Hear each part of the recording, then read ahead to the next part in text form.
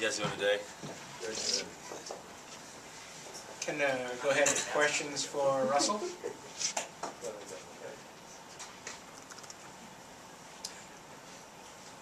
Tom?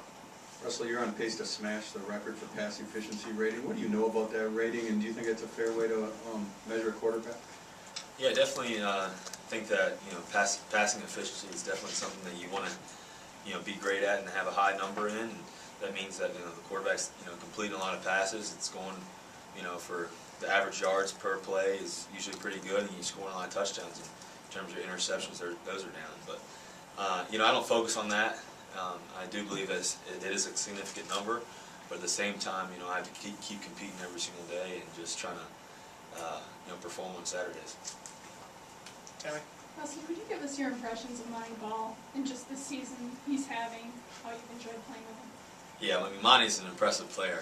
From practice to film room to his work ethic in the weight room.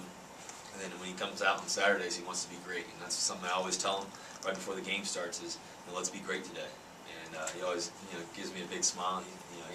He gives me the nod saying, yeah, let's do it. So, some of the moves he made, this past weekend, the one, in particular on the safety he made was pretty impressive. And he does that all the time. And he's a great player. He's got a lot of talent.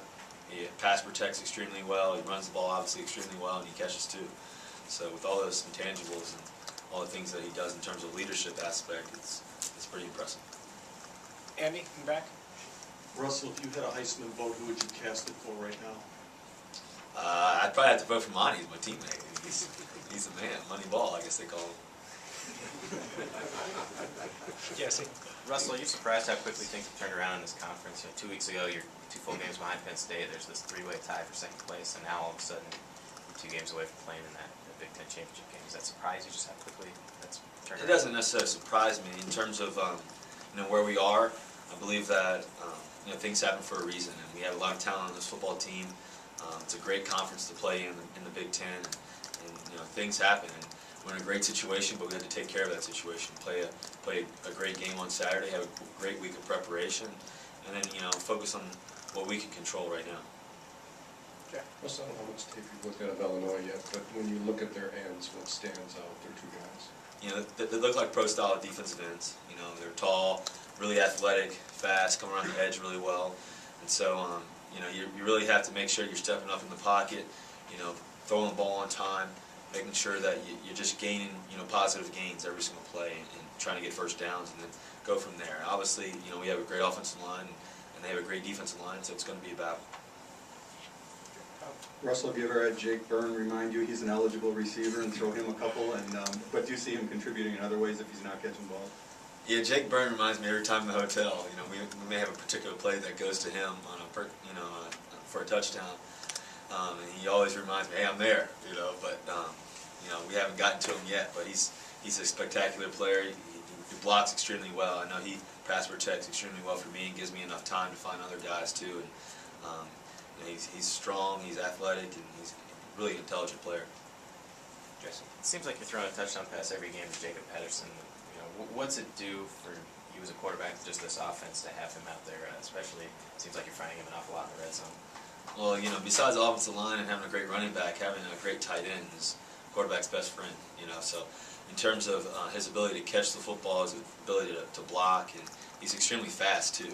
And so, the advantages he has on linebackers and safeties is something that you don't see too often. And I believe he's one of the best in the country. He deserves that. He's a great player, and he wants the ball in his hands all the time. With Cons being out for just a couple of weeks, what level is your confidence in Groy stepping into the job, and how important is the center to the offensive line and to you in making out calls and setting up and establishing a play? Cons is obviously a loss for us in terms of his ability. He's one of the best centers in the country, but Groy's right behind him. I truly believe that. He's got a lot of talent. He's extremely athletic. That's something that you notice from Groy in the weight room and in practice all the time. And he's intelligent in terms of the play calling. And so, in terms of what he'll be able to do on Saturday, I think he'll be able to do everything that Cons can do. And we're excited about his opportunity. A star could be made. You never know. And so I believe that, Groy has a lot of talent and he's ready for it. You were asked about the efficiency rating before. I'm just curious, what do you think is the best representative number of a quarterback's success if it's not just wins and losses? Well, in my mind, it's competing. You know, when things aren't going so well, when you're behind, and you have to bring the team back. When it's third down and it's 3rd and 13 or 3rd and 7 or 3rd and 2, how's that quarterback gonna get the first down when you're in the red zone?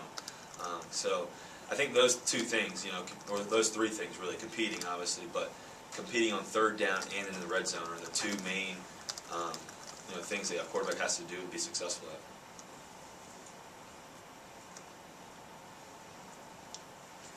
Anything else for Russell? All right. Thank you.